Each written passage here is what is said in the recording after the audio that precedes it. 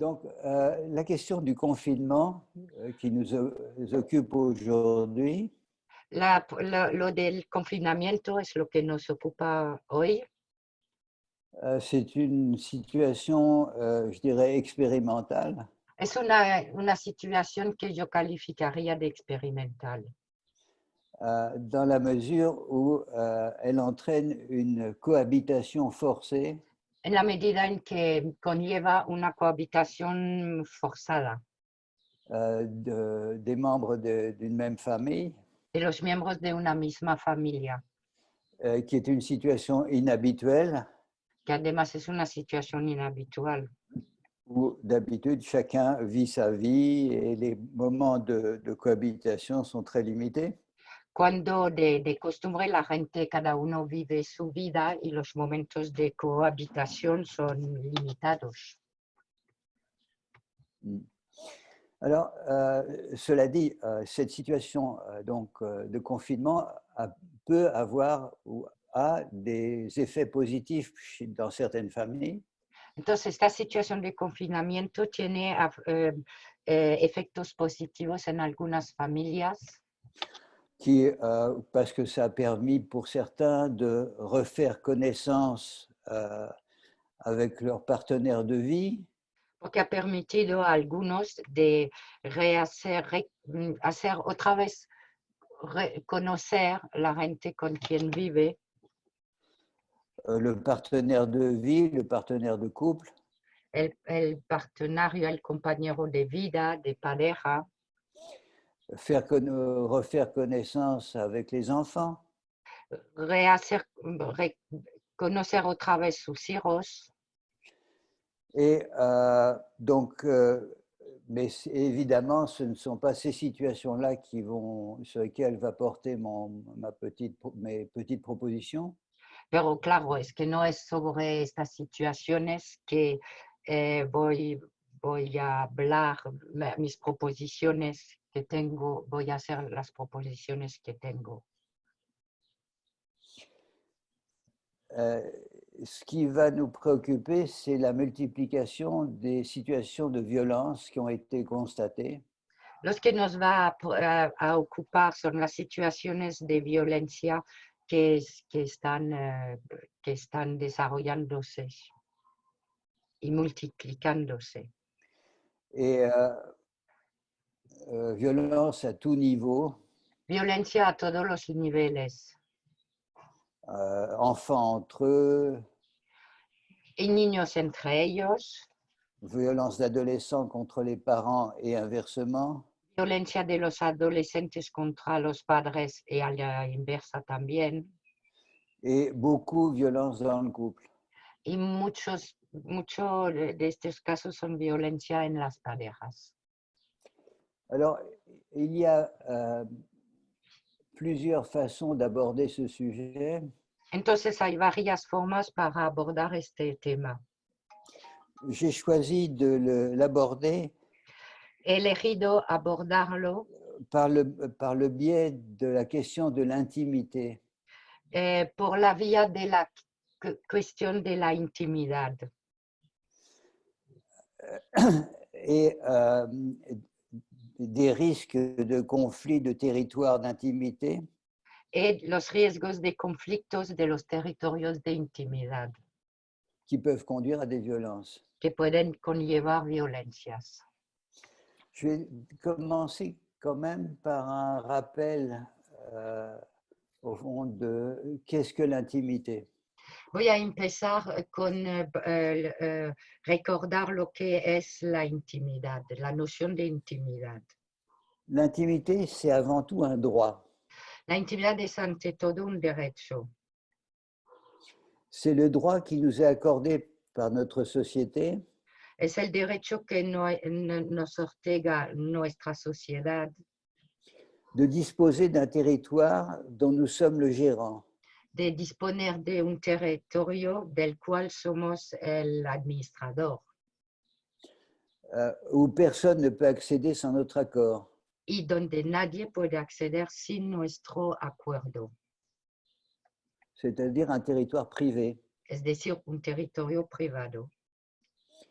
Et donc, c'est un territoire qui peut être physique, Es un territorio que puede ser físico, mais aussi psychique, pero también psíquico, et aussi peut-être un territoire qui correspond à nos compétences. y también, sin duda, un territorio que corresponde a nuestras competencias, nuestras habilidades. Et de disposer d'un territoire d'intimité Et de disponer de un territorio de intimidad est quelque chose qui nous donne un sentiment d'exister. es algo que nos da un sentimiento de existir. Et, mais à condition donc que le monde extérieur le respecte. Pero con la condición que el mundo exterior lo respecta. Alors, si on prend la famille, puisque la cohabitation qui est forcée par le confinement concerne donc des familles entières, Alors, si nos ocupamos de la familia, porque la situación que conlleva el confinamiento, pues concierne familias enteras, et on va voir que la notion d'intimité est complexe. entonces vamos a ver que la noción de intimidad es compleja. Si vous voulez, dans le passé, En c'était relativement simple. el pasado era relativamente sencillo. L'intimité familiale était une valeur première, était une valeur importante. La intimidad familiar era un valor importante, era un Et sí. donc, c'était un ensemble qui coévoluait au fur des générations autour d'un intérêt commun. Entonces era un conjunto que evolucionaba al interior de las generaciones, a lo largo de las generaciones, y que era común. Donc, un intérêt commun et donc les individus ne disposaient pas d'intimité personnelle ou très peu, puisque c'était l'intérêt de la famille qui primait. Entonces era un interés común porque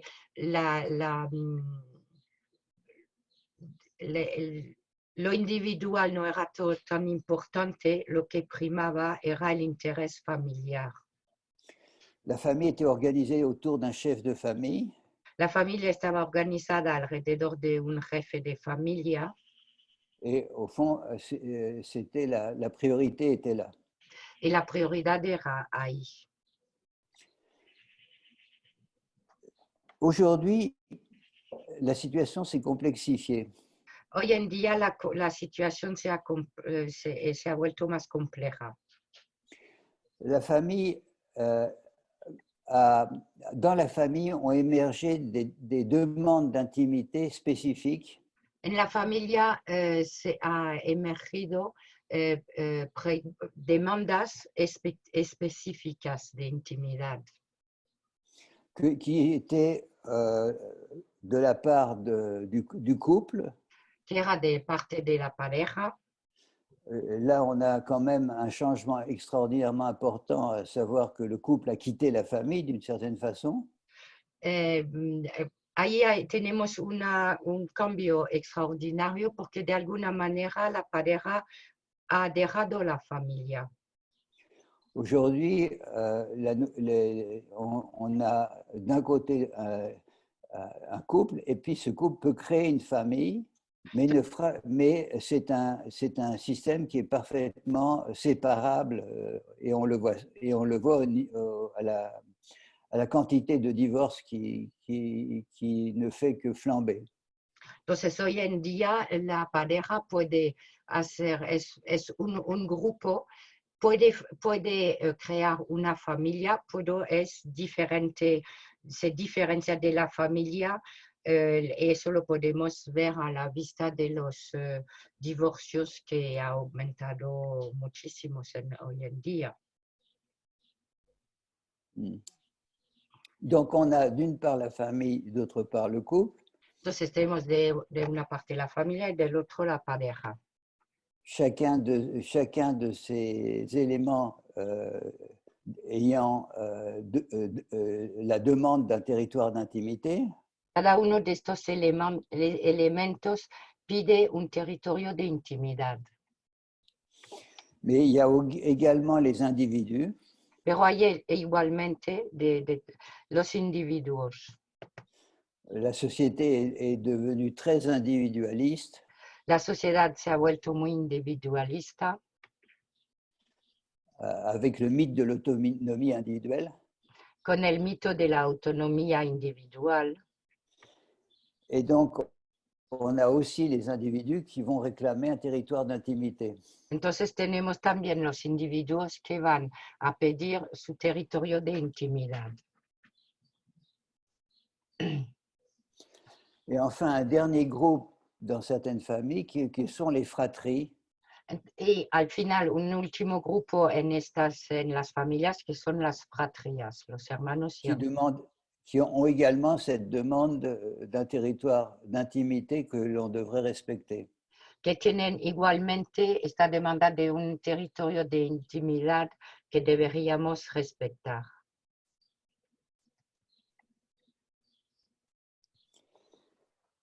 Et chacun de ces territoires d'intimité, que ce soit le territoire d'intimité de la famille, du couple ou de l'individu, sont structurés de la même façon. Entonces, cada uno de estos territorios de intimidad, que sea de la familia, de la pareja o de los individuos, son estructurados de la misma manera. C'est-à-dire, ils contiennent des éléments de nature différente. Es decir, que contiene elementos de naturaleza diferente. C'est-à-dire, dans ce territoire d'intime, pour chacun, il est constitué d'une part physique.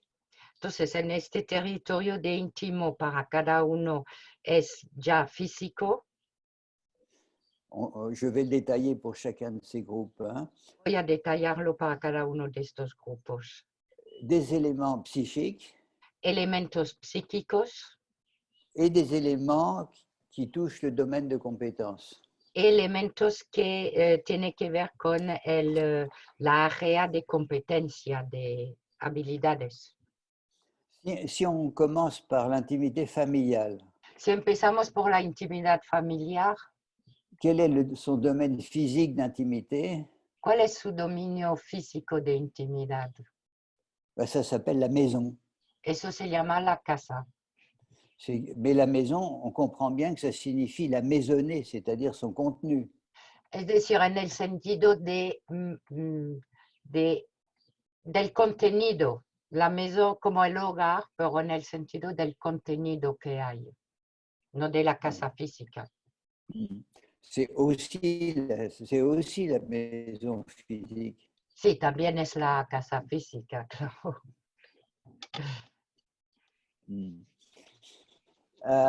Et le domaine d'intimité psychique est fait de beaucoup de croyances. El área de intimidad psíquica, de los elementos psíquicos, están hechos de muchas creencias. Sur les qualités de la famille. Sobre las cualidades de la familia. Son histoire. Su historia. Sa mémoire. Su memoria. Les normes qu'elle soutient. Las normas que sostiene. À tout niveau, moral, religieuse, politique, idéologique. A todos los niveles, moral, religiosa, física, política. Et l'espace de compétence privé de l'espace de compétence, c'est la capacité d'entraide, de savoir. Alors, je répète, on a trois éléments, physique, psychique et de compétences. Repito, tenemos tres elementos, físico, psíquicos y competencia. Dans les compétences, c'est la capacité d'entraide. En las competencias son las capacidades de ayuda mutua.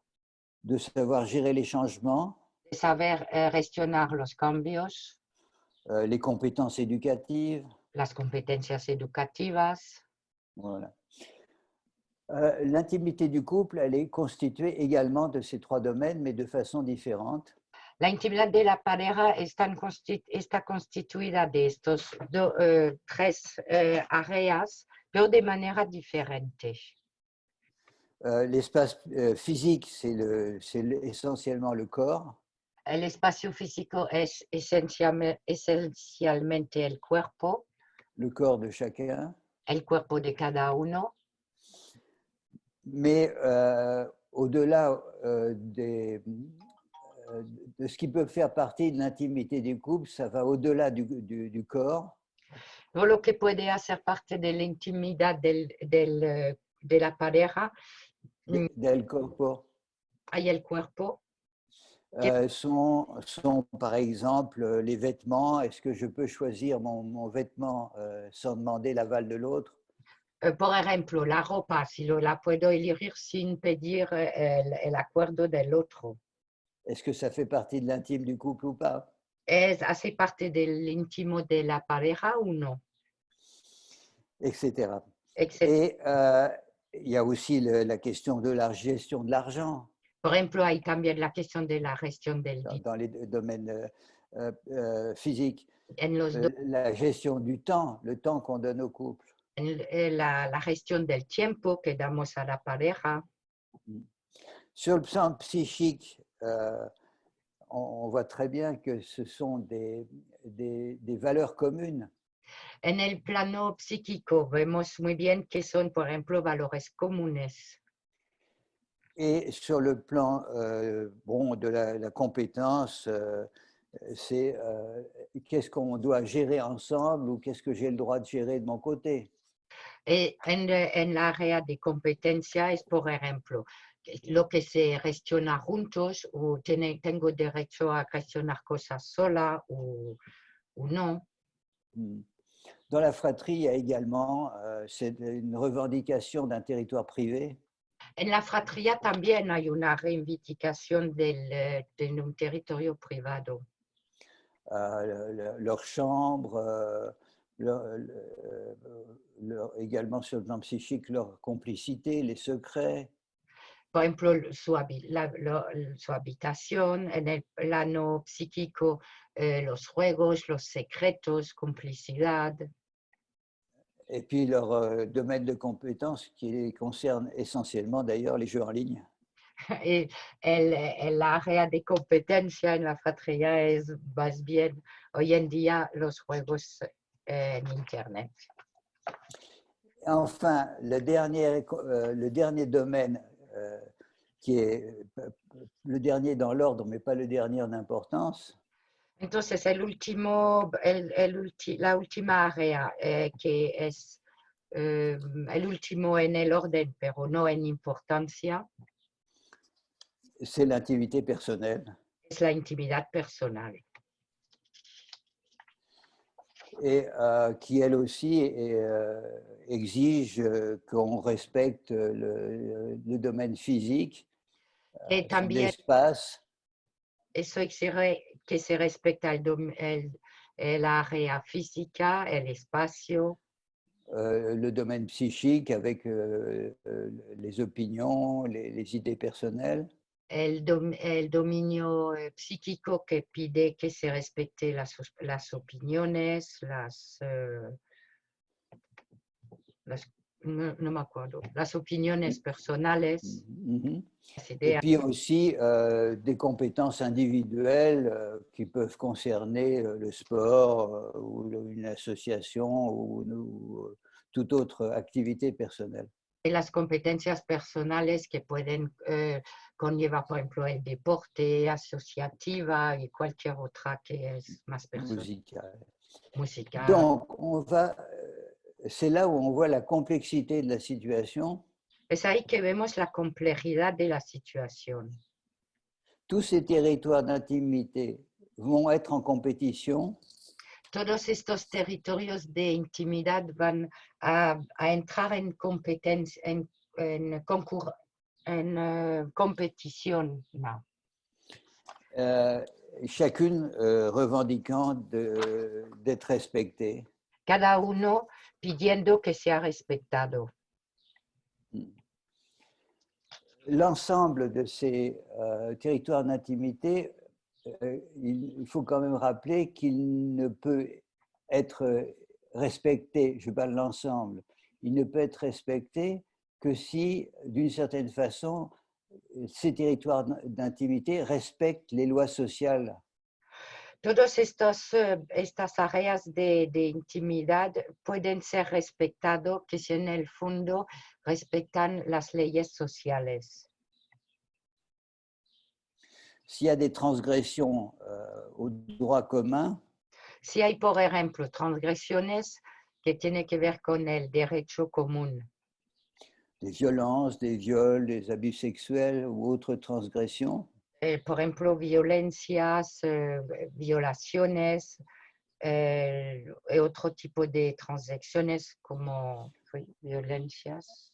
Les territoires d'intimité ne seront plus respectés Los territorios de intimidad ya no estarán respetados et il y aura l'intrusion de représentants sociaux y habrá la intrusión de responsables sociales, voire même de la justice. hasta incluso de la justicia.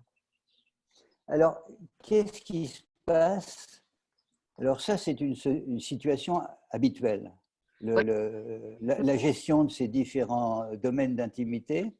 Eso sería en una situación habitual, es decir, la gestión de estos diferentes territorios de intimidad.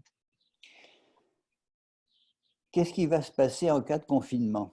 ¿Qué va a pasar en el caso de confinamiento? On voit bien que, par exemple, il y a la question de l'espace physique va se poser. Primero vemos muy bien que lo que concierne el espacio físico va a ser un problema. Le couple demandera à avoir son espace privé. La pareja va a pedir su espacio privado. Les enfants vont demander leur espace privé. Los niños van a pedir su espacio privado también. La famille elle-même doit préserver son ensemble. La familia ella misma tiene que preservar su conjunto. Et chacun va aussi revendiquer un espace privé personnel. Cada uno va a pedir un espacio privado personal. Le problème, c'est que dans le cas de confinement, l'espace est limité. El problema es que en el caso del confinamiento el espacio está limitado. On voit très bien tous les problèmes que ça peut poser. Vemos muy bien los problemas que esto puede conllevar. Par exemple, pour les couples, il y aura une grande difficulté à s'isoler. Por ejemplo, por las parejas habrá mucha dificultad a aislarse. C'est déjà un point spécifique. Ya es un punto específico. Le deuxième point, c'est qu'on a pu remarquer que les difficultés peuvent être aggravées par des problématiques antérieures. El segundo punto es que vemos que las dificultades pueden ser agravadas por problemas anteriores, dificultades anteriores. Antérieures qui étaient par exemple des non-dits, des frustrations, des conflits. Por ejemplo, pueden ser cosas que no se han dicho, frustraciones, conflictos. Et dans un contexte de confinement, ces différends peuvent s'aggraver, se potentialiser. Entonces, en un contexto de C'est confinamiento, différent. si estos problemas pueden agravarse.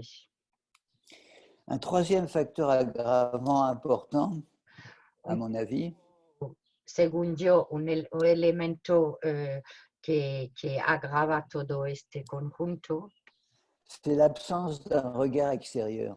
es la ausencia de una mirada exterior. On est dans la situation d'une institution fermée sur elle-même. Estamos en la situación de una institución cerrada sobre sí misma. Et on sait très bien que ces situations sont dangereuses Y sabemos muy bien que estas situaciones son peligrosas. et en absence d'un regard extérieur, certaines situations pathologiques peuvent se développer beaucoup plus facilement. Y en ausencia de una mirada exterior, algunas situaciones patológicas pueden aparecer y agravarse. Donc, dans la situation de confinement, il y a 3 facteurs aggravants. Entonces, en la situación de confinamiento hay 3 factores que agravan esta situación. La proximité, La proximidad, les difficultés antérieures las dificultades anteriores, et l'absence d'un regard extérieur. la ausencia de una mirada exterior. Alors, comment s'expriment ces difficultés? Comment s'expriment ces conflits de territoire d'intimité? Entonces, ¿cómo se expresan estos conflictos de territorios de intimidad? Alors, il y a, au fond, de ce que j'ai pu voir, quelques variantes. Entonces, lo que he podido ver de algunas variantes, Par exemple, il y a des situations conflictuelles qui sont liées au fait que certains vont envahir le territoire d'un autre. entonces hay situaciones que están liadas a el hecho que algunos van a invadir el territorio de otros. Je vous donne un exemple. Os voy a dar un ejemplo. C'était un couple recomposé. Era una pareja recompuesta. Madame avait 2 filles presque majeures. La señora tenía 2 chicas casi mayores. Et donc, du fait du confinement, les 4 personnes vivaient ensemble, les 2 filles, monsieur et madame. Entonces, por el hecho del confinamiento, los 4 vivían juntos, la señora, el señor y las chicas, las hijas de la señora. J'ai été amené à connaître cette situation en raison d'un conflit très important entre monsieur et madame. Entonces, he conocido esta situación porque lo que estaba presentado era un conflicto muy importante entre la señora y el señor. Il était lié au fait que depuis le confinement, les filles monopolisaient le lit conjugal. Era liado al hecho que desde el confinamiento las chicas monopolizaban la cama conjugal. Elles passaient une grande partie de la journée sur le lit conjugal. Pasaban una gran parte del día sobre la cama de los padres de la dans la chambre conjugale, en la habitación conjugal, parce qu'elle disait que l'écran de la télévision était de meilleure qualité dans la chambre que dans le séjour. porque decían que la pantalla de la televisión era de mejor calidad en la habitación que en el salón. Et donc, monsieur n'était pas du tout d'accord avec ça. Y el señor no estaba para nada de acuerdo con esta situación. Par contre, madame trouvait normal qu'elles puissent envahir leur territoire privé sans difficulté. Pero la señora le parecía normal que las chicas podían invadir este territorio privado de la pareja sin dificultad. Voilà, ça c'est un exemple d'envahissement. Il peut y avoir aussi... Es un ejemplo de invasión. Il peut y avoir aussi quelque chose que j'appelle l'effraction. Hay también algo que yo llamaría effraction, oui, effraction, digamos. C'est-à-dire le fait de ne pas tenir compte. Es decir, el hecho de no tener en cuenta le fait qu'un autre peut disposer aussi d'un territoire d'intimité. Del hecho que el otro puede disponer también de un territorio de intimidad.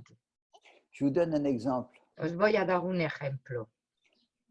On est aussi dans une situation de confinement. Estamos en una situación también de confinamiento. Il y a monsieur, madame, et ils ont un fils. Hay el señor, la señora y un hijo. Le fils est adolescent Es un adolescente qui demande un jour à récupérer un ordinateur qui est dans la cave Entonces, un día pide de recuperar un ordenador que está en el sótano pour le mettre dans sa chambre para meterlo en su habitación, pour faciliter son travail scolaire. con la excusa de facilitar su trabajo escolar. Et le père, à ce moment-là, lui répond, il n'en est pas question. Entonces, el padre contesta a este momento, ni hablar. Et madame, et c'était la raison de la consultation, Y la señora, y eso es la razón de la consultación, était vraiment, elle s'est sentie totalement disqualifiée. se ha sentido totalmente descalificada. Elle pensait que, puisque c'était une situation où les deux étaient présents, Ella pensaba que como era una situación donde los dos estaban presentes, la moindre des choses, c'était que son mari aurait dû dire, nous allons parler ensemble, ta maman et moi. ella piensa que el marido había tenido que decir, vamos a hablar primero tu madre y yo sobre esta situación. Donc, elle s'est sentie absolument pas respectée dans son domaine de compétences parentales. Entonces, se ha sentido, no se ha sentido para nada respetado en su dominio, su área de competencia parental. Du fait que, au fond, il a fait comme si elle n'existait pas ou elle n'avait pas de compétences. Donc, c'est une attaque à un territoire d'intimité. Robert, vous avez l'image congelée. Por el hecho que el padre Important pour elle. decisión solo sin tener en cuenta de su presencia y no ha respetado su área de competencia a nivel educativo. Il peut y avoir aussi des violences du fait qu'on va s'approprier le corps de l'autre. Va a haber también violencia por el hecho que uno se va a apropiar el cuerpo del otro. Je m'approprie le corps de l'autre, ce n'est plus le sien. Yo me apropio el cuerpo del otro, ya no es el suyo. Il m'appartient. Me pertenece. Je peux en faire ce que je veux. Yo puedo hacer de él lo que quiero. Je ne permets pas que l'autre puisse avoir des initiatives personnelles. Yo no permito que el otro pueda tener iniciativas personales. Donc les violences à ce niveau sont souvent liées au fait d'une revendication de l'autre d'être respecté. Las violencias a este nivel son a menudo ligadas al hecho que el otro reivindica de ser respetado. Alors, je vais faire assez vite. Il y a Voy a hacer más deux autres situations qui peuvent être en cause. Une, c'est le fait que un membre de la famille a introduit des éléments qui ne sont pas acceptables. Por ejemplo, hay otra situación en el sentido que hay un miembro de la familia que introduce, por ejemplo, elementos extraños que no son aceptables en la familia. Par exemple, des drogues, de l'alcool en quantité pas raisonnable. Por ejemplo, tóxicos, alcohol en cantidad no razonables. Et je voudrais juste insister sur un mécanisme très dangereux. Y quiero insistir sobre un mecanismo muy peligroso qui est lié à l'absence de regard extérieur, que está ligado a la ausencia de mirada exterior, qui est la désinformation. es la desinformación. Dans une situation de confinement, En una situación de confinamiento, en l'absence de regard extérieur, con la ausencia de mirada exterior, peuvent advenir des situations de ce type. puede pasar situaciones de este tipo. Par exemple, monsieur va frapper madame. Por ejemplo, el señor golpea a la señora. Elle s'indigne, elle dit pourquoi tu me frappes, tu n'as pas le droit de me frapper. Ella se indigna, dice, ¿por qué me golpeas? No tienes derecho a golpearme. Et l'autre lui dit mais qu'est-ce que tu racontes, je t'ai pas frappé. Entonces le contesta, ¿pero qué cuentas? Yo no te he golpeado. Tu rêves. Estás soñando. De toute façon, c'est toi qui te conduis mal.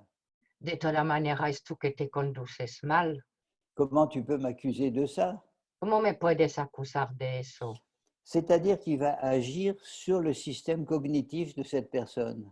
Es decir, que él va a actuar sobre el sistema cognitivo de esta persona. Ce que tu as vécu, tu ne l'as pas vécu. Lo que has vivido, no lo has vivido. Ce que tu crois, tu n'as pas à le croire. Lo que estás creyendo, no tienes que creerlo. Et c'est quelque chose qui fonctionne Y es algo que funciona dans des situations où la relation, par exemple, conjugale, est vécue comme quelque chose d'essentiel en la situación donde la situación, par la victime, je veux dire. pardon, Que la situation par la victime est vécue comme essentielle. de la pareja está vivido por la víctima como algo esencial. Et où elle rentre dans un état de confusion. Y entonces entra en un estado de confusión. Si je me crois, je vais probablement devoir me séparer. Si je me crois, sin duda voy a tener que separarme. Mais si je le crois, je vais devenir folle. Y si yo lo creo, me voy a volver loca. Et donc, mais cette situation est largement favorisée, encore une fois, par l'absence de regard extérieur.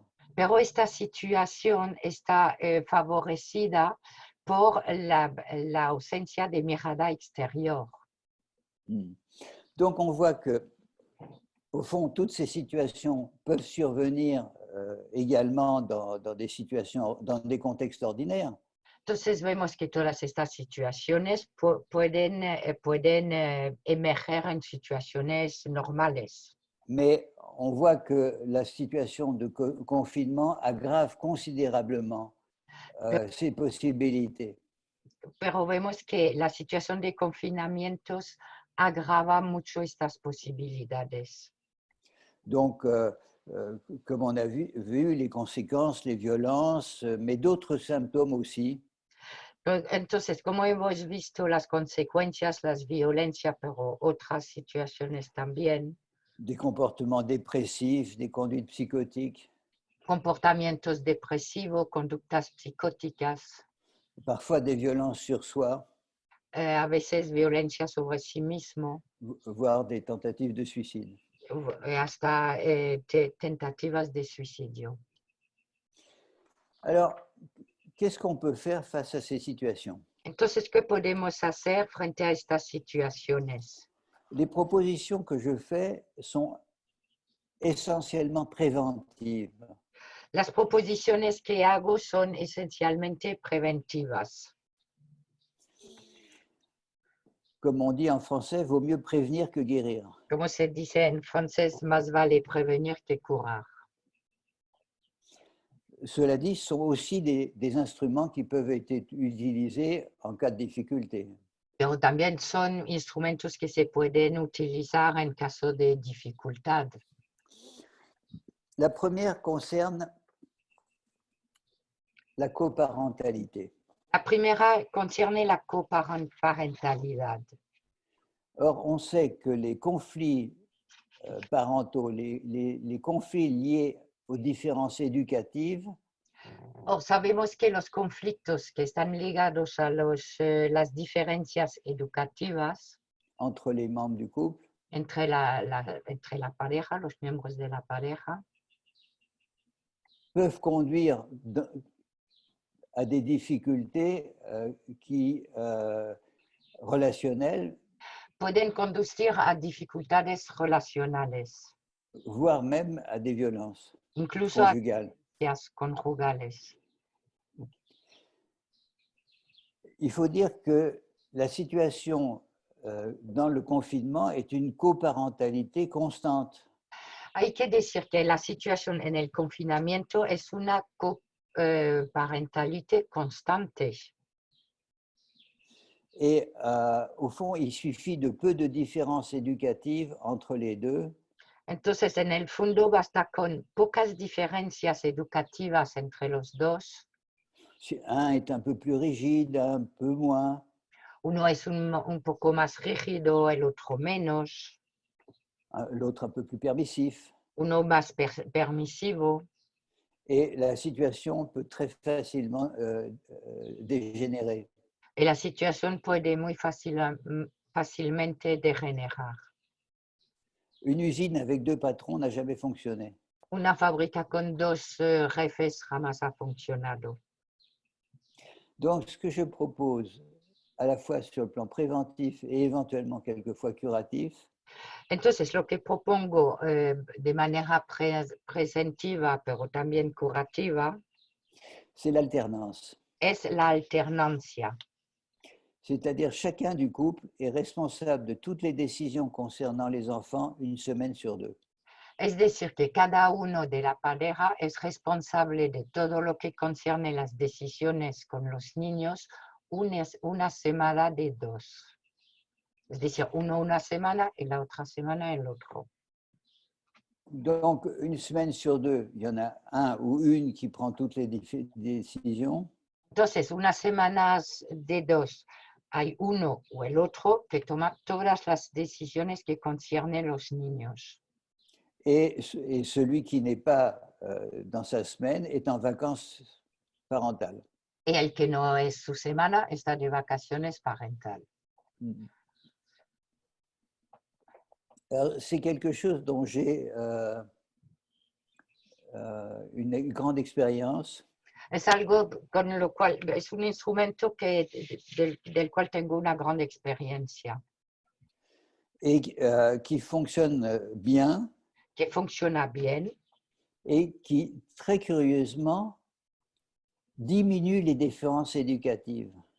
Y que muy curiosamente disminuye las defensas educativas. S'il y en a un qui est un peu rigide, il ne va pas pouvoir être rigide tout le temps s'il est seul. Por ejemplo, si hay uno que es muy rígido, no va a poder ser rígido todo el tiempo si está solo. Et celui qui est plus permissif ne pourra pas être permissif tout le temps. Y el que es más permisivo no podrá ser permisivo todo el tiempo. Et l'autre avantage, c'est que les enfants peuvent plus manipuler entre papa et maman.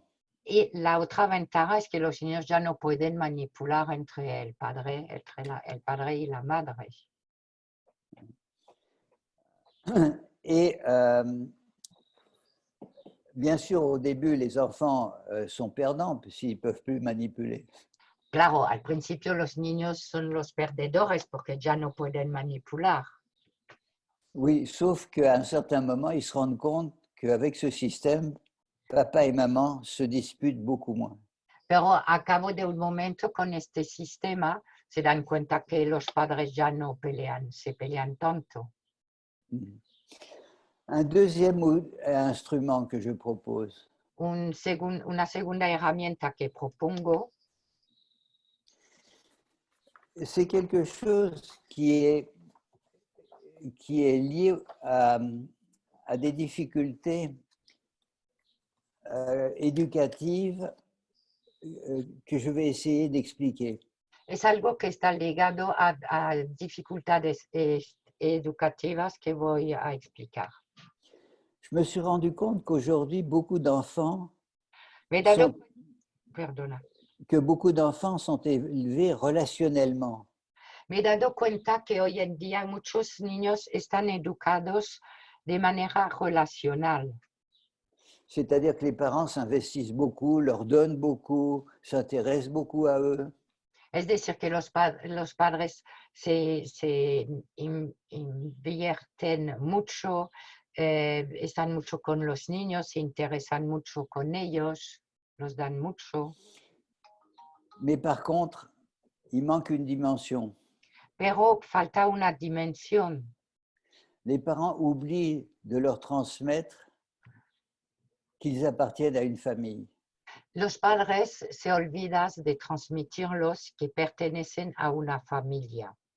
Or, appartenir à une famille, ça signifie qu'il y a une relation pas seulement verticale parent-enfant, Entonces, pertenecer a una familia no significa que solamente hay una relación vertical, es decir, padres-hijos, mais que les enfants appartiennent à une famille, c'est-à-dire qu'il y a une dimension horizontale d'entraide et de solidarité qui est demandée. los niños pertenecen a una familia, es decir, que hay una relación horizontal y que hay una noción de ayuda mutua que los he pedido, De solidarité. de solidaridad entre los miembros de toda la Et aujourd'hui, nombre de familles voient des violences entre des adolescents, surtout sur leurs parents, surtout sur les mères célibataires d'ailleurs.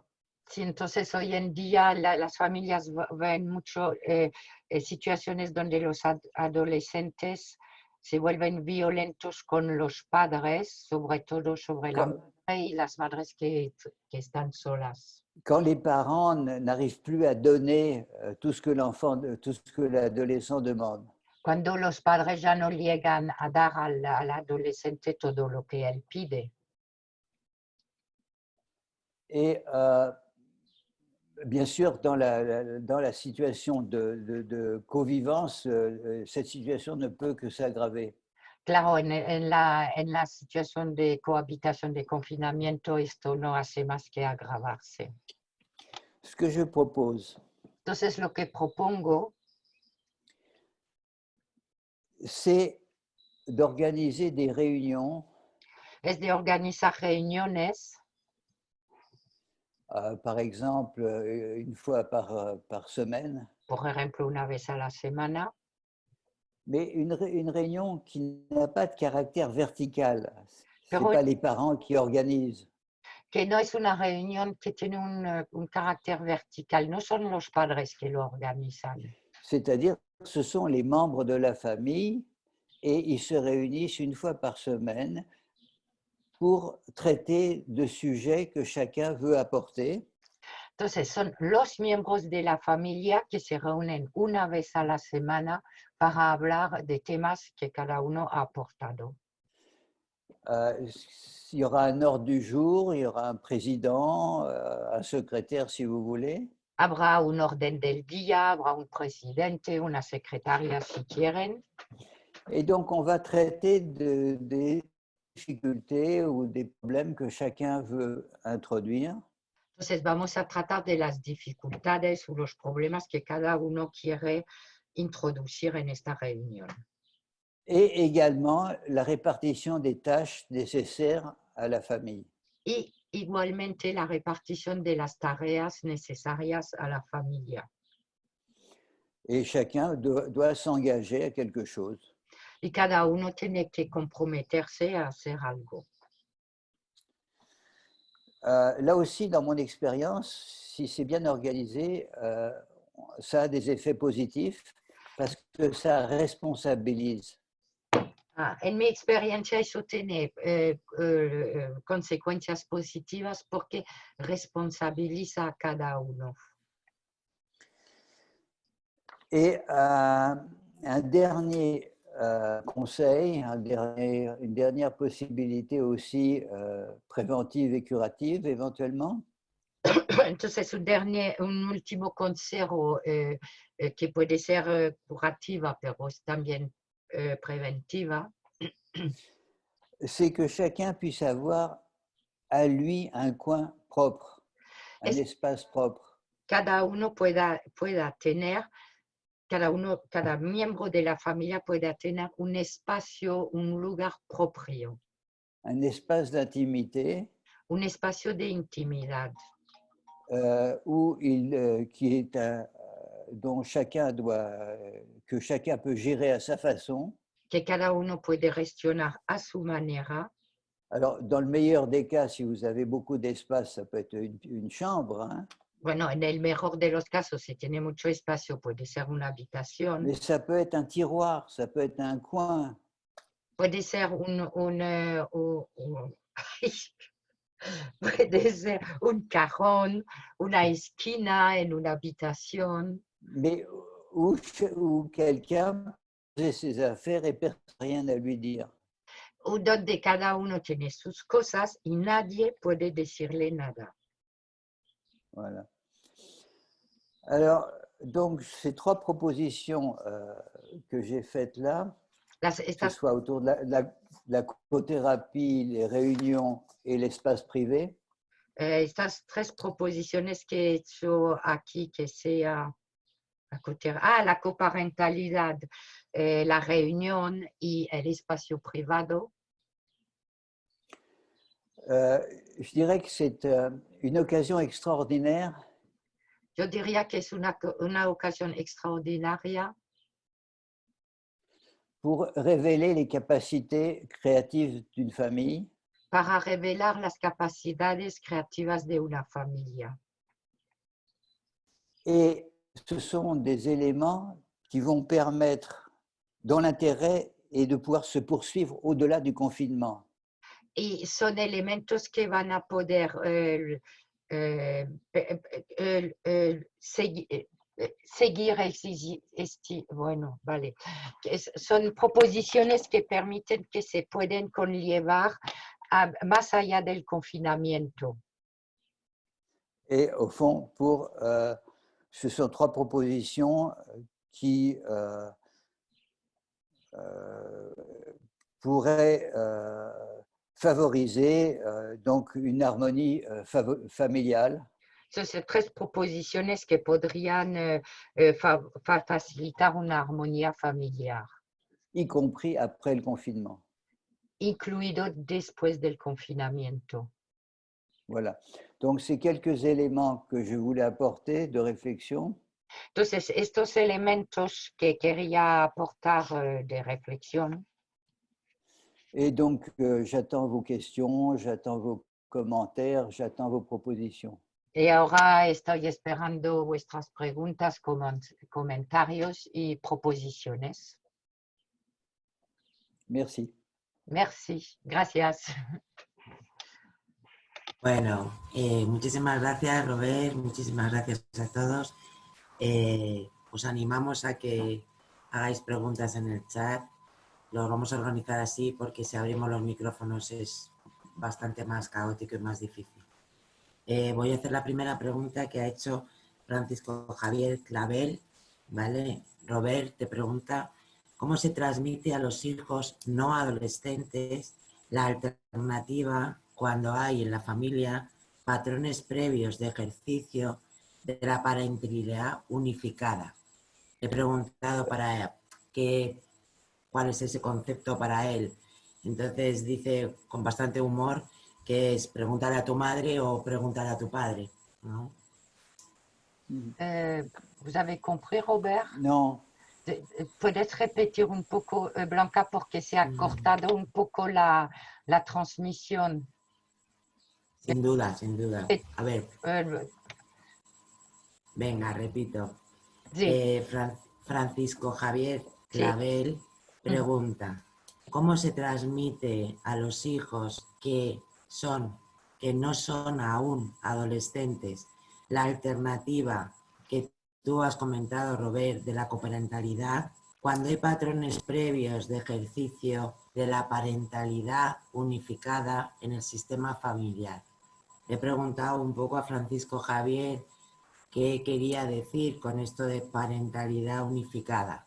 Y con mucho humor ha contestado que cuando hay un conflicto es pregúntale a papá o pregúntale a mamá. Estoy repasando el chat y pone que es otro usuario el que ha dicho pregúntale a tu madre o a tu padre. Igual es una idea que ofrecen. Ah, pues yo creía que era el mismo. Por eso yo creo que la pregunta estaba un poco liada. O sea, solamente la primera parte, Vale. entonces. Vale, entonces... Alors, il demande, c'est un Francisco Javier qui demande comment on transmet à des enfants qui sont petits la notion d'alternance quand il y a une... Alors, lui, il dit une parentalité unifiée, mais on n'arrive pas à savoir qu'est-ce qu'il veut dire par unifié. Par exemple, je suppose qu'il veut dire que peut-être les deux sont d'accord, mais... Ben non, si elles sont d'accord, il n'y a pas de problème. Si los no hay problema. No, espera, es que me he liado yo porque ha contestado a mi pregunta otro asistente y yo creía que era Francisco Javier y no he dudado. Entonces ha sido mi error. Lo que dice Francisco Javier es unificada cuando están conviviendo las parentalidades en conflicto antes del alternante. Ah, oui, alors comment est-ce qu'on transmet Perdón.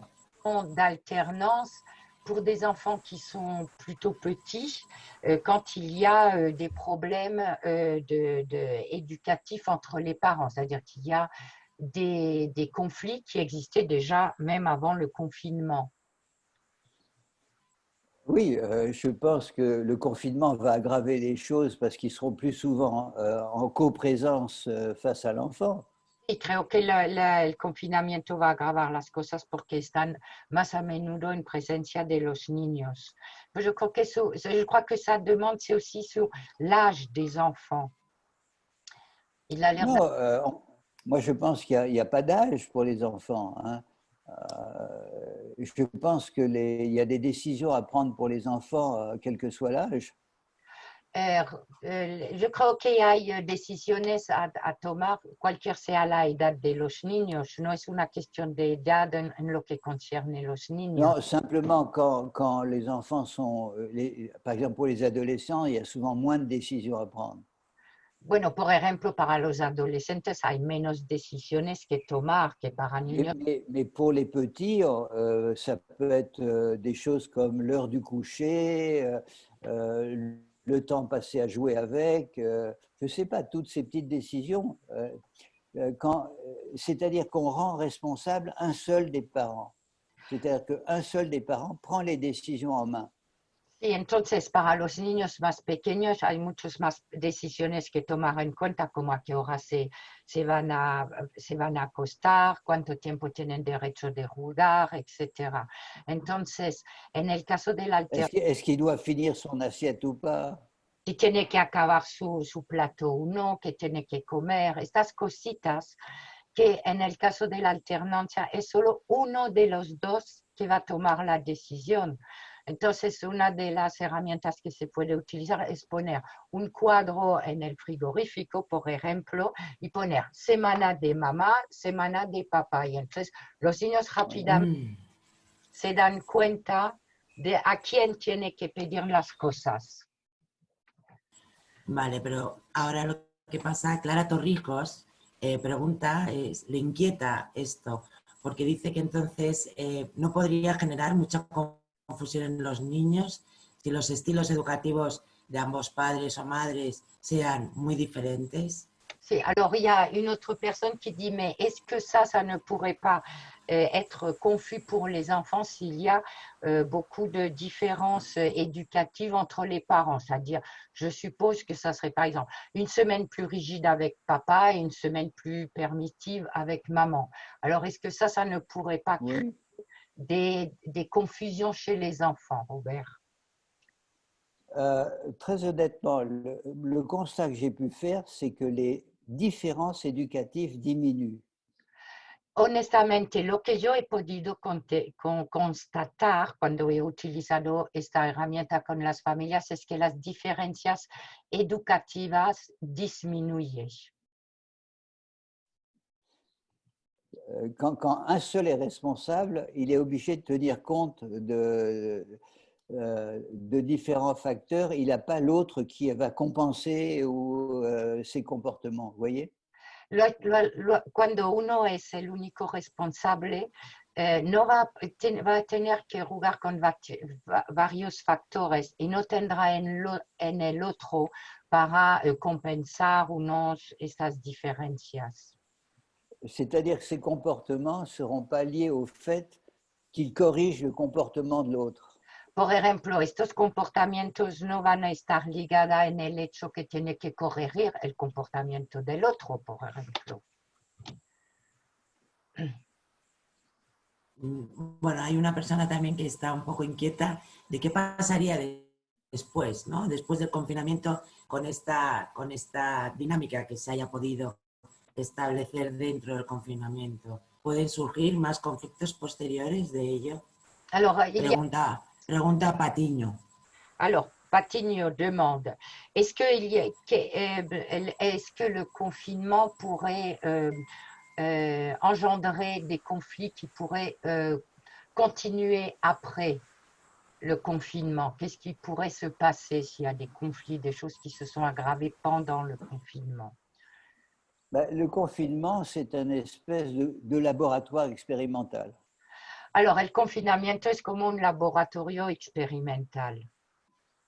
Tout à coup, vous êtes confronté aux autres de façon beaucoup plus proche. De pronto están confrontados a los otros de manera más próxima. Donc, effectivement, apparaissent peut-être de façon plus claire peut-être des difficultés ou des choses qui étaient un peu occultées précédemment.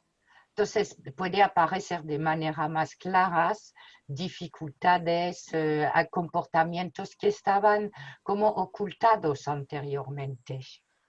Et effectivement, c'est ce qu'on a pu constater, par exemple, en Chine, mais ça arrive aussi en Europe. Il y a beaucoup de demandes de divorce après le confinement. Lo que hemos podido constatar en China, pero también en Europa, que hay mucha gente pide el divorcio después del confinamiento. Bon, c'est le... Estamos en même temps, oui. Perdona, no sé si habías terminado, Robert. No, c'est continue. Te paso la palabra, Belén. Vale. Está habiendo varias líneas de preguntas. Unas están relacionadas más con el tema de qué ocurre cuando hay una triangulación fuerte en la pareja. Bueno, attends. Ver el tema de la alternancia. Belén, il y a des personnes, Robert, qui demandent qu'est-ce qui se passe s'il y a une triangulation très forte dans le couple quand on essaye d'appliquer l'alternance. Mais je ne vois pas comment il peut y avoir une triangulation s'il y a alternance. Sí, es que no ve cómo puede haber una triangulación si hay alternancia. Si la règle est respectée, c'est-à-dire prendre toutes les décisions une semaine. Alors, si la regla está respetada, uno toma todas las decisiones una semana. Et l'autre, à ce moment-là, au fond, s'occupe de lui-même ou s'occupe du couple. Entonces, el otro durante este tiempo se ocupa de él mismo, de la pareja. Je ne vois pas où il y a le risque de triangulation. Donc, il n'y a plus de risque de triangulation. Non, là, vous traduisez en français. Ah, si, que ya no hay riesgo de triangulation. Mais je pense que les gens, ils se demandent comment est-ce que vous arrivez à faire passer ça quand il y a déjà une triangulation très ancrée dans une famille. Sí, entiendo que la propia alternancia si está bien cumplida, rompe la triangulación, no la facilita. Oui. Elle dit que la propre alternance va rompre la triangulation. Mais je pense qu'ils ont du mal un peu à penser que c'est. Je pense qu'ils croient que vous l'appliquez, puis du jour au lendemain, ça fonctionne. Ça ne fonctionne pas comme Non, ça. alors, il faut préciser que quand je prescris ça, Hay que precisar que cuando yo prescribo eso, je préviens aussi qu'au début, ils n'y arriveront pas. yo prevengo a la gente que al principio no van a llegar a hacerlo, C'est difficile, c'est un changement d'habitude considérable. porque es muy difícil, es un cambio de comportamiento considerable. On a tellement l'habitude quand on fait quelque chose de regarder par-dessus son épaule ce qu'en pense l'autre. Tenemos la costumbre cuando hacemos algo de mirar a ver cómo va a reaccionar el otro. Ou quand l'autre fait quelque chose, d'aller regarder s'il le fait bien. Cuando el otro hace algo, de ir a mirar si lo hace bien. Donc, ça, c'est un changement d'habitude tout à fait donc radical. Es un cambio de costumbre totalmente radical. Mais je rappelle quand même que c'est dû à un changement sociologique très important. Pero yo quiero recordar que esto está debido a un cambio sociológico muy importante. Dans le temps, il y avait papa qui allait travailler.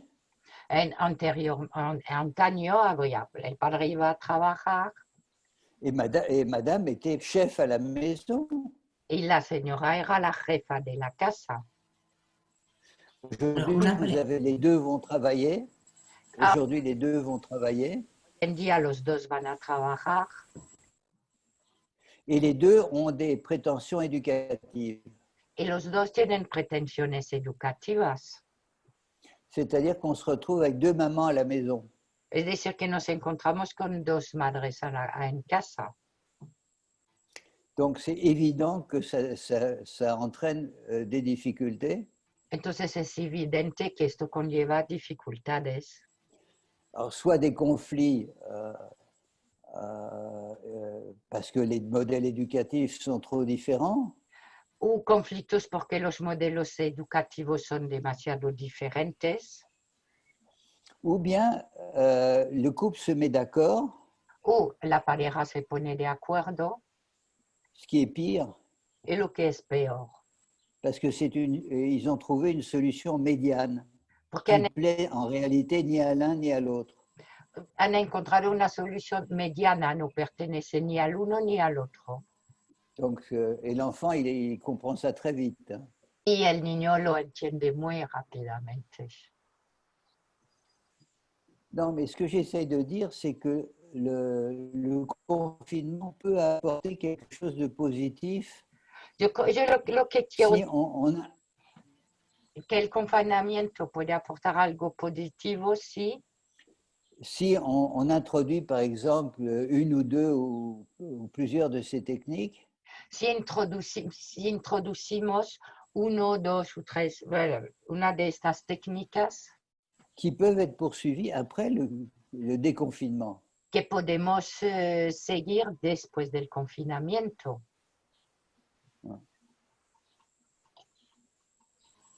Est-ce qu'il y a d'autres questions? ¿Hay otras preguntas? Sí. Venga, venga. Hay una, bueno, a esta respuesta se está añadiendo la situación de complejidad de algunas familias, preguntando en cómo realizar este tema de la alternancia y de gestionar también las reuniones, pero sobre todo el tema de la alternancia con respecto a las familias recompuestas o reconstituidas y a las familias en las que hay monoparentalidad, solo la parentalidad o la marentalidad se está ejerciendo por un miembro. Ah oui, alors il y a des personnes qui se demandent, Robert, qu'est-ce qui... J'ai plus Robert en... Ya no veo a Robert. Robert, ¿entendés? Hemos perdido a Robert, sí. Lo hemos perdido. On a A perdu. ver si puede Vamos a conectarse. buscarle. Podemos llamarle, Cristín. Ay,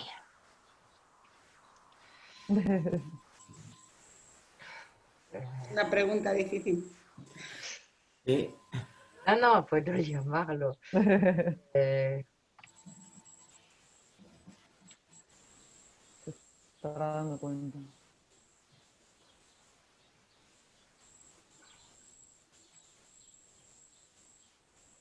Oui, Robert. No puedo, no le ha dejado su mensaje. Puedes llamar a Sveti. Sí, je ne sais pas si je Sveti.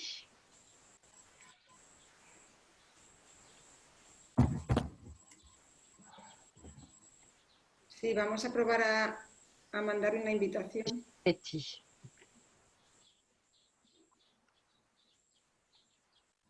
¿La mandas tú, no, Belén? Sí. No. No. No puedo, tal vez se ha caído. Lo siento. Para los otros minutos. Sí, estamos mandando la invitación. A ver. ¿Correo? Sí, Le mandamos un correo. sí, estamos en ello. He apagado el teléfono y no.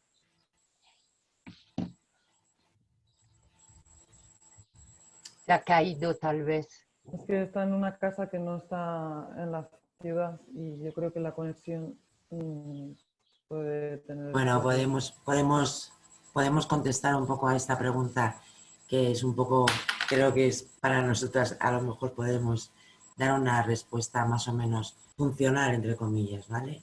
Aquí habla, ¿no? Dice Aigul, ¿cómo sería esa alternancia cada semana cuando con la pareja de la madre, pero no es el padre biológico de los niños y están juntos en el confinamiento?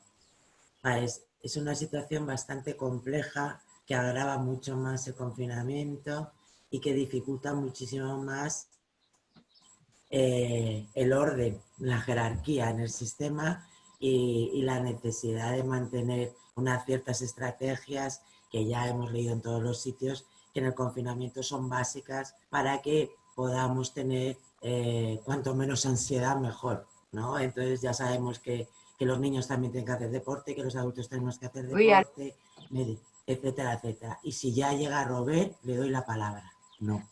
Bueno, pero entonces yo creo que lo que sí que hay que mantener es cierta coherencia en los vínculos. Entonces los hijos son hijos de un padre y de una madre, y son la madre y el padre biológicos los que realmente tendríamos que tener en cuenta como vínculo importante.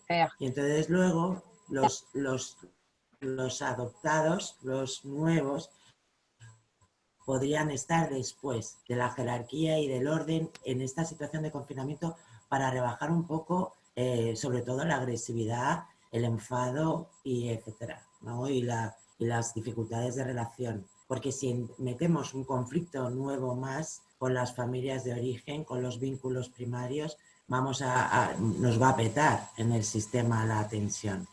Hay mucho miedo, el miedo se transforma en muchas ocasiones en enfado, los niños también tienen mucho miedo, los adolescentes están muy quemados de la inmovilidad porque tienen una, como todos sabemos, ¿no? Están en una época vital donde el movimiento es básico. En muchos de ellos, en otros no. Las generalizaciones siempre son falsas, pero bueno, en muchos de ellos sí que necesitan este movimiento. Entonces, si los adultos mantenemos un poco un orden jerárquico, pero a nivel vincular, eso nos puede ayudar, ¿no? a llevar más o menos de la mejor manera esto, que es bastante complejo con hijos, y más con hijos que tienen otro padre o otra madre, ¿no? Cristín, parece que querías comentar algo. Si conseguimos... ¿Has podido contactar con Robert? Sí. Robert está conectado ya, ¿eh? Un ratito. ¿Ya está? Sí. Pero lo que pasa es que está en otra página. Le estaba buscando antes, ¿sabrías está en otra página. ¿Cuál? Espera. Cuando está en la tercera página, está abajito. Lo he buscado ¿En la tercera? Ahí está. Vous êtes sur une autre page, paraît-il. Vale, genial, venga. Volvamos al orden. Esto es como buscar a Wally. Claro, ahí estás. Robert, ya sí, estás. Venga. Vamos, voilà, Robert. si, voilà, merci. Por fin. Non, ça marche, hein? Ok? Venga. Vous m'entendez? Si, vale. OK. D'accord. Alors, Blanca, qu'est-ce qui Vous m'entendez? Oui, je vous entends. Christine, mais j'ai été désactivé par vous. Il y a quelqu'un qui m'a désactivé. Donc, j'entendais plus rien. Dice que alguien lo ha desactivado, entonces ya no oía nada. Et je ne pouvais rien faire. No podía hacer nada. D'accord, là, ça y est, vous êtes de nouveau. ¿Quién ha sido el asesino? Alors, voyons voir. Est-ce qu'il y a d'autres questions qui sont un peu différentes de tout ce qui est la coparentalité? Repito la cuestión. Y hay otra pregunta que están un poco diferentes sobre que la coparentalidad. Vale, la pregunta hacía referencia hacia las familias recompuestas y hacia las familias con monoparentalidad. Voilà. Vous avez compris, Robert? Oui. Alors, par rapport à la monoparentalité, je pense que les réunions donc horizontales, c'est-à-dire égalitaires, entre les membres de la famille est un instrument excellent. Par exemple, por las familias monoparentales, yo creo que las reuniones estas horizontales son una solución excelente. Parce que donc ça rend chaque membre de la famille responsable de ce qui se passe. Así cada miembro de la familia se puede sentir responsable de lo que está pasando. Ok. Pour les familles recomposées, c'est beaucoup plus complexe parce qu'il y a des familles recomposées de tout type. Il y a des familles recomposées où les deux ont des enfants. Entonces, en las familias recompuestas, pues es más complejo porque hay familias de todo tipo, por ejemplo, donde los dos tienen niños. Ou au contraire, il y en a qu'un qui a des enfants et l'autre n'en a pas. Hay uno que tiene niños y el otro no. Ou alors il y a des enfants d'un côté et de l'autre, plus des enfants communs. O hay niños de cada lado y niños comunes. L'idée générale, moi je pense qu'il peut aider dans ces situations-là.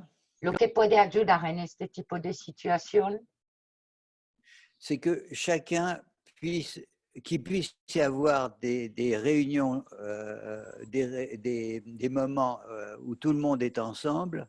Que cada familia puede tener reuniones donde todos los miembros están juntos. Mais aussi des moments où le parent peut être avec ses propres enfants. Pero también momentos où el padre biológico puede estar con sus propios hijos solo. Sans que l'autre le vive comme une trahison. Sin que el otro lo vive como una traición.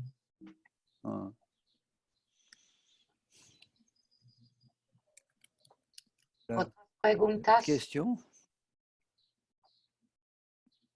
Belén, la de la monoparentalidad. Sí, ya está lanzada.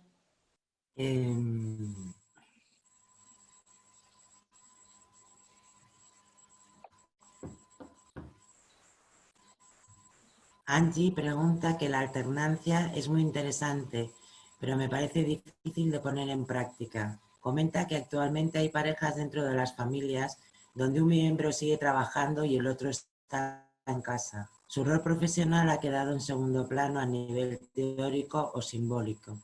Aquí suele recaer el peso en quien se queda en casa o no trabaja. ¿Cómo sería ahí la alternancia?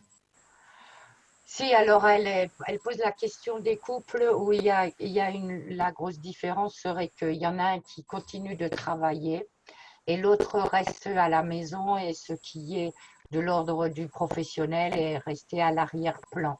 Alors, dans ces cas-là, quelle serait l'alternance? On peut surtout penser… Non, ça peut parfaitement fonctionner parce que celui qui n'est… D'abord, il y a des décisions qui peuvent attendre que la personne rentre.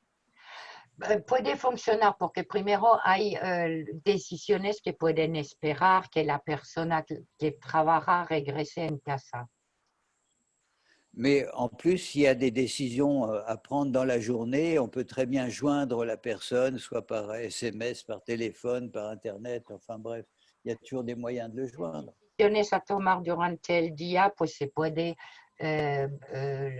hablar por teléfono, Internet o mensajes, etcétera, a la persona que está trabajando. Mais moi, je pensais, par exemple, il y a on pense au personnel soignant, les personnels qui sont dans les hôpitaux, ils peuvent difficilement être joints. Et en plus, je pense que se joue le fait qu'on le soigne un peu quand il rentre, vous comprenez? Il y a comme, c'est celui qui travaille sur je veux dire, qui a beaucoup de travail. Et puis, je pense qu'à la maison, il lui est donné comme un rôle particulier. Qu'est-ce qui peut se passer à ce moment-là? Vous comprenez ce que je veux dire? Je pense aux personnels soignants qui ont une très lourde tâche actuellement.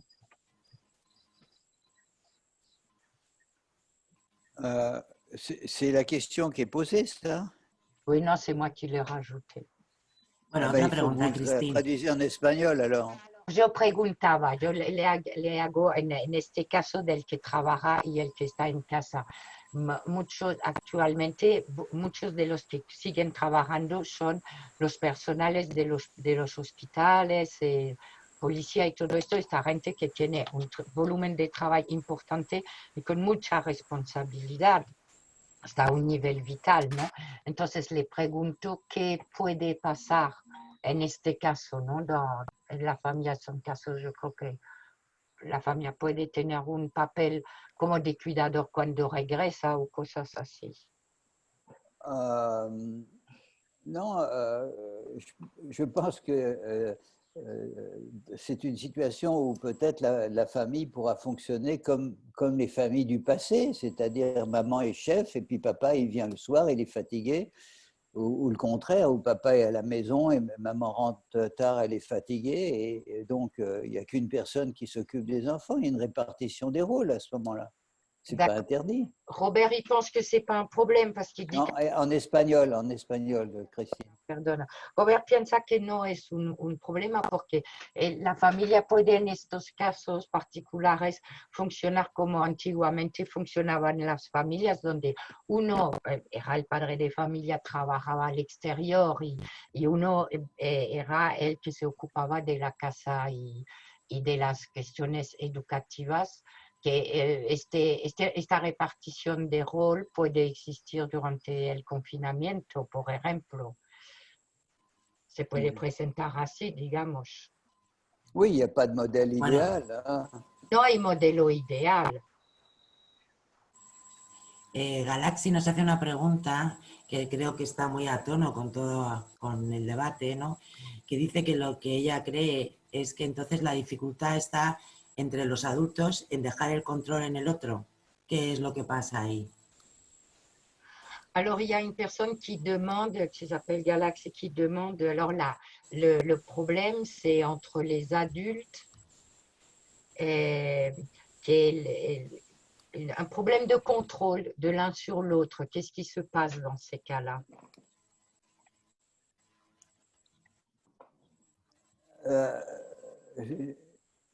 Non.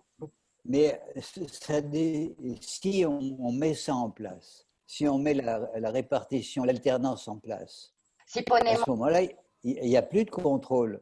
Par contre, ce que je propose sur le plan, alors, pour les situations que je suis.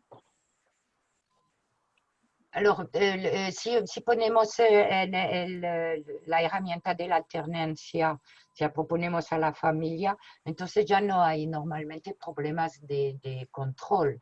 Entonces, lo que yo hago en estos casos. Dans les cas où il y a contrôle, par exemple. En los casos donde hay un control, hay control. Ce que je demande à celui qui n'est pas ou celle qui n'est pas en charge de responsabilité. Lo que pido es a la persona que no está encargada de la familia, de los niños, d'observer comment ça se passe. Observar cómo eso está, cómo se pasa. Ne pas intervenir, De no intervenir, mais de noter. pero de anotar todo esto. Ça, il a fait ça, j'ai trouvé ça pas bien. Ça, au contraire, j'étais surpris que c'était plutôt bien. Alors, de anotar lo que observa, por ejemplo, esto no creo que lo ha hecho bien, pero esto me ha sorprendido porque lo ha hecho muy bien. Por ejemplo, Et on en parle uniquement en séance. y eso se habla únicamente en sesión de terapia.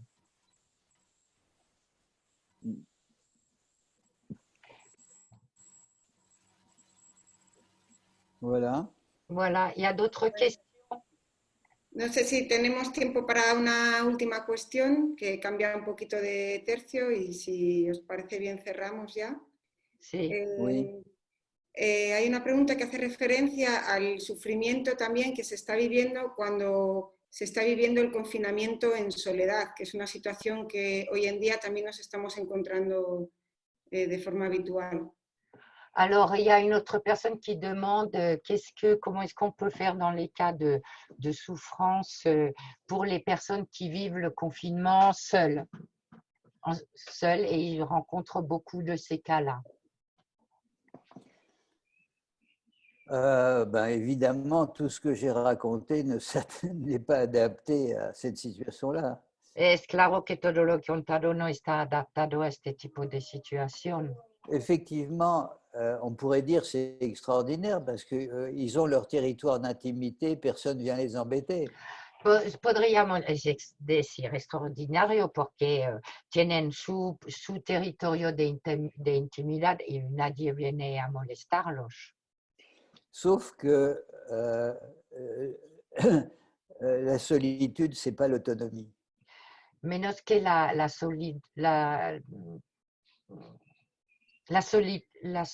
soledad no es la autonomía.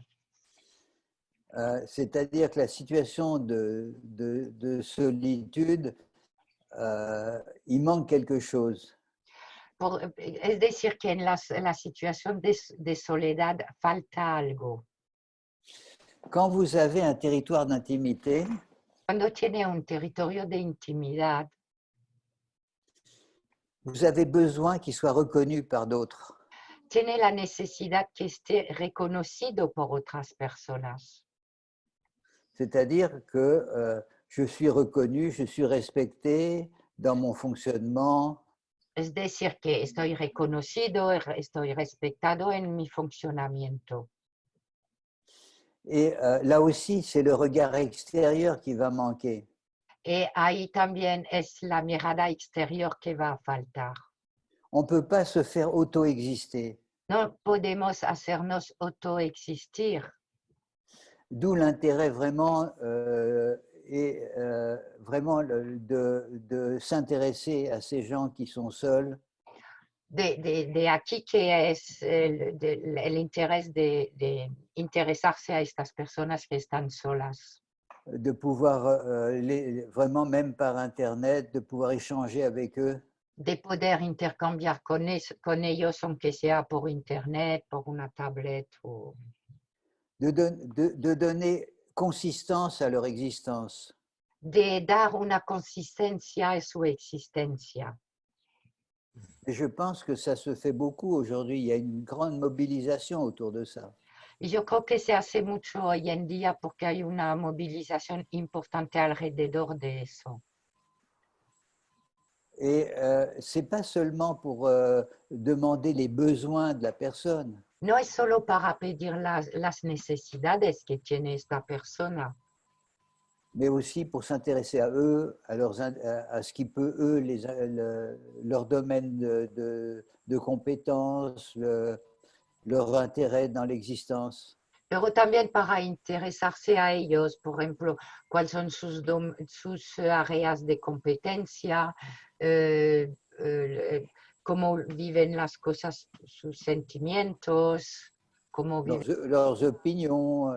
Sus opiniones sobre las cosas. Enfin, s'intéresser vraiment, et je vous dis, donner consistance à leur existence, c'est-à-dire une reconnaissance de leur domaine de compétences, c'est-à-dire de leur intimité. sobre todo interesarse a ellos y dar consistencia, reconocer su área de competencia, su intimidad, su área de intimidad.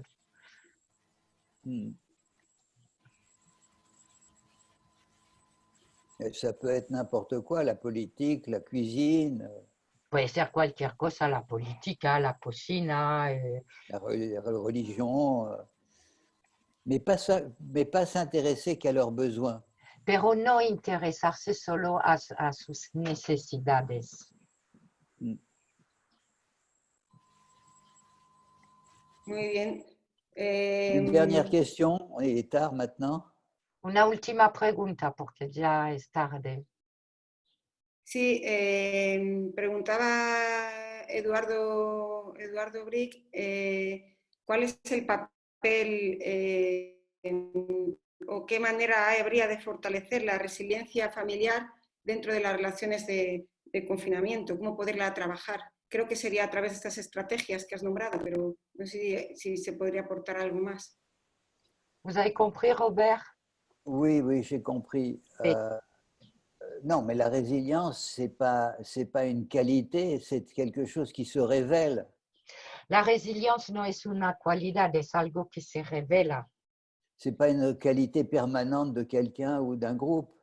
No es una cualidad permanente de alguien o de un grupo. On peut parler de résilience dans une situation où la famille, par exemple, s'il s'agit de la famille, est confrontée à une difficulté. Et est-ce qu'elle arrive à mobiliser sa créativité ou est-ce qu'elle n'arrive pas? Podemos hablar de resiliencia en una familia que está confrontado a dificultades y si llega a desarrollar su creatividad para afrontar y resolver estas dificultades. Et la capacité de résilience, elle est très liée à la mythique d'une famille. Y la capacidad de resiliencia está muy ligada a la mítica de una familia. Et donc, telle famille va être très créative face à une situation, par exemple, de confinement, et une autre va être très créative à la sortie du confinement. Por ejemplo, una familia puede ser muy creativa frente a este estado de confinamiento y otros lo pueden estar después del confinamiento. Ou ne pas être compétente du tout. No ser competente, no encontrar sus competencias para nada. Mais je ne crois pas à la résilience comme une qualité inhérente ni des êtres, ni des familles, ni des couples. No creo a la resiliencia como una cualidad inherente ni de los seres, ni de las familias, ni de la pareja. C'est quelque chose qui se révèle en fonction des situations. Es algo que se revela en función de las situaciones. Pues muchas gracias. Yo creo que podemos ir dando cierre a... Écoutez, un grand merci aux organisatrices. Je sais que c'est une situation extraordinairement stressante pour moi aussi, pour vous, et vraiment un grand merci à ceux qui nous ont supportés pendant ce moment. Christine, vous traduisez? Sí, muchas gracias a las que han organizado esto, que es una situación de estrés tanto para mí que para vosotras. Y gracias a todos los que han tenido la paciencia de escucharnos, durante esta reunión, esta conferencia. Merci à tous. Merci. Bueno.